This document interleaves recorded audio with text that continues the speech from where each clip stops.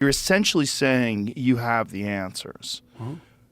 And to dismiss the whole question of God, or of whatever you want to call it, higher power, a creator of the universe itself as a conscious entity, whatever it is, to dismiss it just because you're trying to decipher the writings of fairly comparatively unsophisticated people, because we're talking about people from many, many thousands of years ago without access to the information we have today.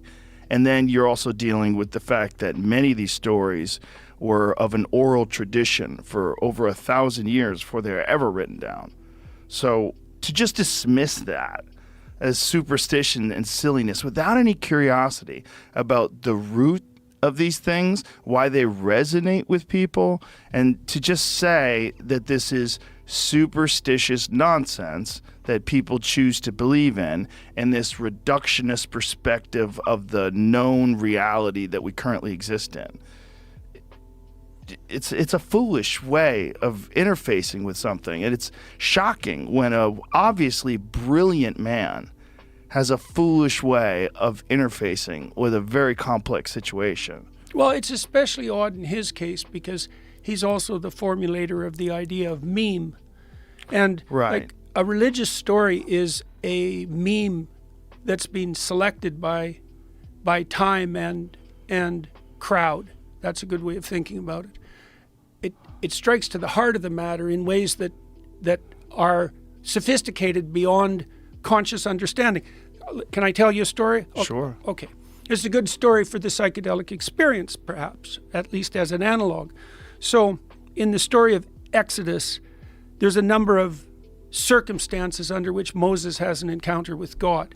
And they're very useful stories to understand because they point you to how that can make itself manifest in your own life. So the first real encounter that Moses has with God is in the story of the burning bush. And by this time, Moses is an adult. He's left his home.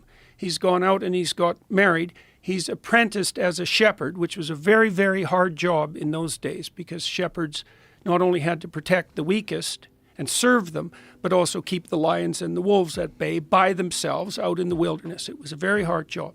And Moses has mastered this. So he's grown up and he's adopted a role that's like a standard social role. You know, he's a husband, he's a shepherd, he's an adult.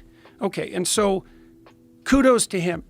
But then one day he's out in the wilderness by the holy mountain. I think it's Horeb in that story, but the holy mountain is always the place where heaven and earth touch. And so there are all sorts of transformation stories that occur in the biblical accounts at Mount Horeb or at Mount Sinai, where God and earth meet. And he's out near the holy mountain, and something attracts his attention. And he goes off the beaten path to investigate. Okay, so that's the first thing, that's the first bit of wisdom to derive from the story. You'll have your role, and you should have your role as a socialized adult, right? So you're kind of a type that way. You're maybe even a cookie cutter type, but you've adopted this mature social role. It doesn't make you a full individual, but it's better than being immature and staying in your father's tent, for example, which is what Abraham does until he's very old. So something attracts Moses' attention, and he goes off to investigate. Okay, so, and then he sees that it's a burning bush. And so what's a burning bush? Well, it's the tree of life, and life is often represented as a branching tree. And it's on fire because it's compelling, because fire is compelling, and fire is alive, and it's a symbol of life because everything that is alive burns. That's what metabolism is. And so a burning bush is like life itself intensified to the ultimate degree. And that's what attracts Moses' attention. And he gets closer and closer to it, which means he investigates more and more deeply. And as he investigates more deeply, he starts to understand that he's nearing the depths. He's on sacred ground. He takes off his shoes. And that's an indication of his willingness to transform in identity.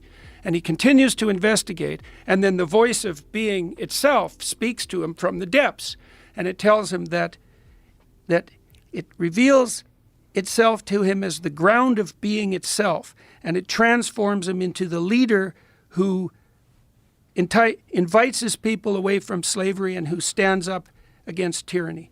And so that's the story of Moses' baptism. And so what does that mean?